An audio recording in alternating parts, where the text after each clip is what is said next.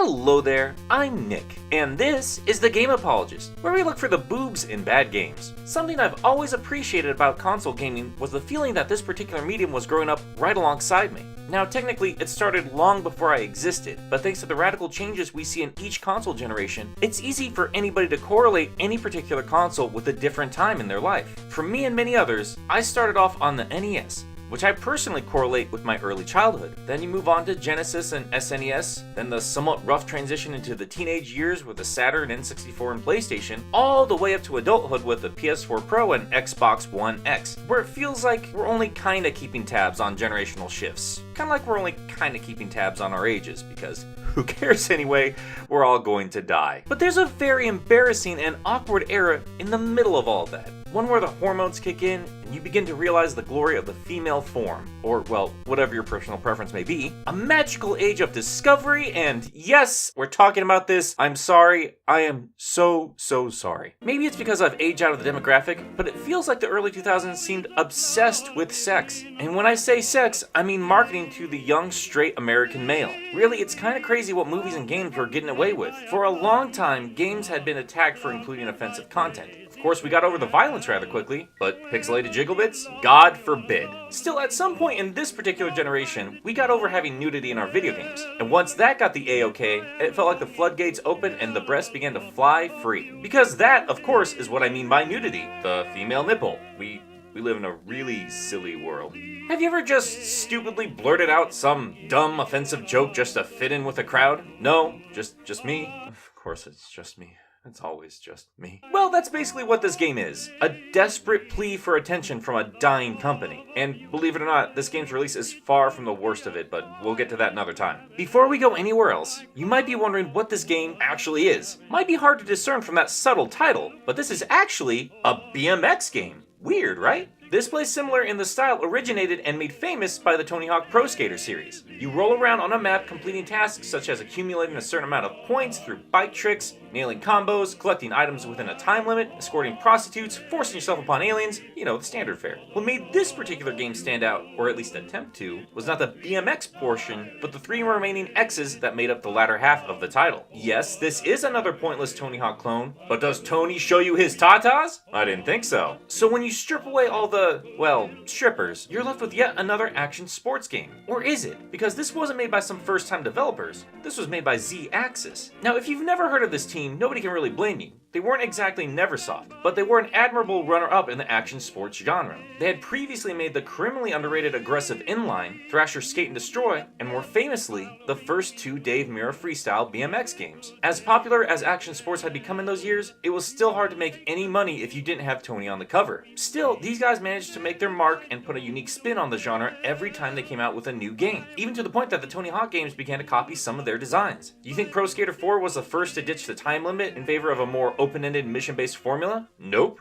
That was Aggressive Inline, again made by Z-Axis, and actually released the same year as BMX XXX. So the game had a talented development team behind the wheel, an aggressive marketing campaign targeted directly at their demographic at a time when the industry was up to its ears in GTAs and pro skaters, while the likes of sex comedies ruled the box office and Jackass dominated the airwaves. It showed up on the covers of IGN Unplugged and Game Informer, featured on every kind of game publication, even made its rounds on the mainstream press. Granted, not all of the press saw the game's crude content as a good thing, but hey, any press is good press, right?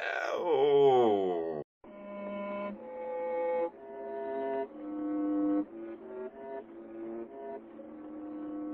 Despite the developer's pedigree and the crazy amount of attention, the game released to low scores and low sales. But why? What's so bad about this game? Well, to many, that's pretty obvious. The game is crude and offensive. It objectifies women, makes fun of homeless people, and well, I mean, it's pretty rude to just about everybody. The sheep balloons are humping again! This is problematic for some very obvious reasons. And if you find any of this stuff offensive, I can hardly blame you. It doesn't really bother me, but I'm picking this game up long after it was any kind of relevant. And I'm a straight white guy who grew up in the middle of the country, so take that opinion for what it's worth. Regardless of what any of us find offensive, this game is very obviously trying to be just that. Being controversial is an easy way to drum up attention, as the Grand Theft Auto series proves with each new release. But once you get past the controversy, you need to have a well-crafted, innovative game, which Grand Theft Auto tends to be. BMX, on the other hand, well, it lets you know exactly what you're in for in the first opening seconds.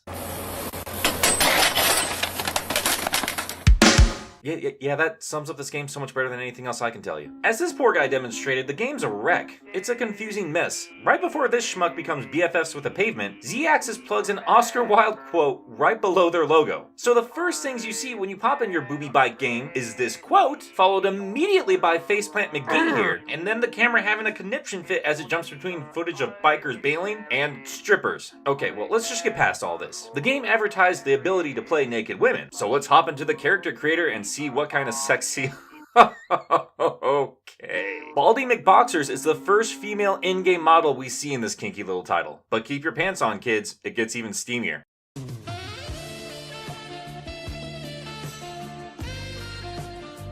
Oh yeah, that's the stuff. Alright, so obviously I'm not going to be showing you any kind of nudity, but trust me when I tell you that if naked women is what you're gunning for, you can do a little better than the polygonal pyramids on display in this video game. And if you're looking for a good action sports game, well, you got other options there too. I've never exactly been great at games like these, but I have always had a blast with the old Tony Hawk games and even other stuff from Z-Axis. And even I can tell you this game just kind of feels off. There's a satisfying smoothness to the Pro Skater controls that just aren't present here, and the level layouts aren't great. Everything is drab and cluttered. And it doesn't exactly get more exciting from level to level. They even made the Area 51 knockoff boring. And the maps aren't helped by the mission structure either. In each level, you are required to fulfill certain tasks. They usually mask mundane chores with comedy, but the game usually leaves it up to you to not only track down the missions, but the actual tasks once they're given out. But if you tolerate enough of these chores, the game will reward you with clips of actual real winning, which you won't be seeing here, you naughty little devils. I will tell you though, while they seem good at their chosen profession, the clips last less than a minute, so get done with that what you can. So both the BMX and XXX portions of this game are pretty lackluster, which leaves little surprise as to why this game sold so poorly. But again, this was made by Z-Axis. What happened?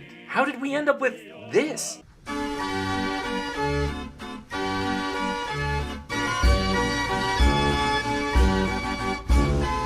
Well, for the longest time, we never really had a clear picture, but it was pretty easy to track the failure of this game with the lawsuits, censorship, and bankruptcy. You could kind of connect the dots from there. Back in October of 2017, Blake Hester of Motherboard, the tech arm of Vice Media, tracked down the developers and producers of the game to understand what exactly happened. Prior to the game, Z-Axis was an independent developer who had been contracted out by Acclaim to make the Dave Mirra titles, and XXX was, as many rumors assumed, originally meant to be the third Dave Mirra game. Z-Axis was already well underway to making exactly that, until Acclaim came in with a stupid joke. As the article explains, Z-Axis was not only still under contract to produce another BMX game for Acclaim, the developer was completely bought up by Acclaim during the production of BMX XXX. According to Sean Rosen, a former executive producer for Acclaim, in the middle of a meeting trying to figure out how to get a mature rating, as it's proven to sell better, someone threw out the idea to put strippers in the game as a joke. The room had a good laugh and then spent millions of dollars doing just that. As I said earlier, Z-Axis was well underway developing the next Dave Mirra game when orders came from upon high to show them your boobies! According to the developers interviewed, this required them to throw out a lot of content already developed and start from scratch. And not everybody was on board with the new decision,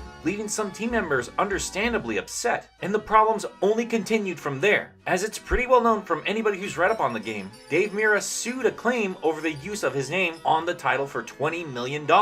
Claiming he had no idea they would be associating his name with this raunchy new direction. For what it's worth, Rosen tells a different story. According to him, he showed the game off to Mirra well before launch, and he was rolling on the floor. He thought it was the funniest thing ever. So they went forward with the understanding that Dave was on board. With the bold new direction, attention, and the name recognition, there was no way they could lose. Obviously, the lawsuit proved that was not the case. It was dropped and they didn't have to pay out the $20 million, but not having Mirra attached to the title was a serious blow. Even worse, it was Mirra who got the other writers and sponsorships on board for the first two games. They also would not be returning for the third entry. And if that wasn't enough, Sony flat out refused to allow the title to show up on their PlayStation 2 without some serious censoring. Xbox didn't make those demands, which is no surprise, but what is a surprise was the fact that Nintendo didn't make a fuss either. Yes, that's right, the same purple box that houses Mario Sunshine and Animal Crossing has a spicier version of this game compared to the cool hip kids over at PlayStation. Didn't stop there though. Australia, being Australia, didn't allow the release of this game until all sexual content had been removed. and some retailers just flat out refused to sell the game. Not having Walmart sell your game might not be that big of a deal to any hardcore gamer watching this, but according to this article, back in 2002, Walmart was responsible for 25% of all game sales in the US that year. What had started off as a hopeful last-ditch effort by Acclaim to keep its head above water ended up being one of their last big mistakes they'd ever make. By the time the game launched, they knew the game's fate was sealed. Regardless of the stupid decisions, drastic changes in development, and knowing full well this game was being sent out to die, Z-Axis was still determined to make the best out of this terrible situation they were forced into. Once you get past the drama and lewd content, what you're left with is, well,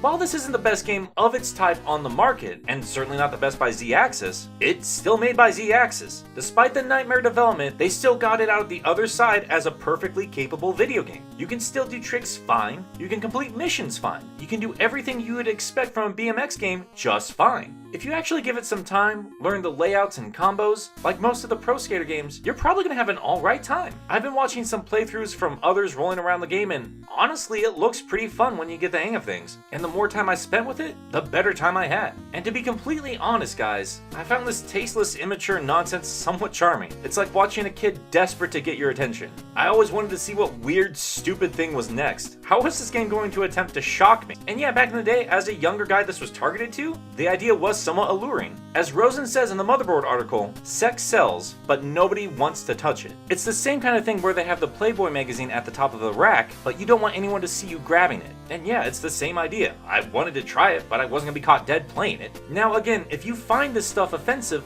who am I to tell you how to feel? This was made at a time where video games were absolutely a boys' club. And if they weren't targeting to women, they didn't really care how they represented women. But if you find this toilet humor funny, well, more power to you. I've never believed video games cause violence, and I'm going to trust that this game wouldn't be the cause to treat others like trash, or vandalize local businesses. This game knows it's lowbrow, it knows it's crude, and it knows it's celebrating lust. Honestly, after reading up on this game, that quote at the front of the game almost feels like a defensive maneuver. We know what we made, we're sorry, alright? Just enjoy this for what it is. I don't mind the clips, I don't mind the potty humor, and I don't mind that this isn't quite as good as other games in the genre. Honestly, just looking at it from a mechanic standpoint, I think it's just fine. I even like the minimalistic cover with the bold lettering. Feels like a blacked out window to a seedy adult shop or strip club. And I like all the weird nonsense I run into. And I always like rolling around in games like this, even if I'm not very good at them. BMX XXX wasn't the last thing Acclaim or Z-Axis would do, but it feels like a pretty sad ending all the same. Even though Dave Mirra's name would be attached to future titles, this would be the last one made by the team. In fact, this was the last BMX game they would ever make. And to many, this is considered the end of the BMX trilogy, an end that pales in comparison to what came before. Still, on its own, as problematic as it is, if you're a fan of this genre and you haven't tried it yet, who knows? Maybe you'll find some enjoyment out of this old game. Certainly worth the couple bucks it's gonna cost you. So yeah, maybe it's not as good as Tony Hawk, but at least it's not as bad as Tony Hawk. Daisy.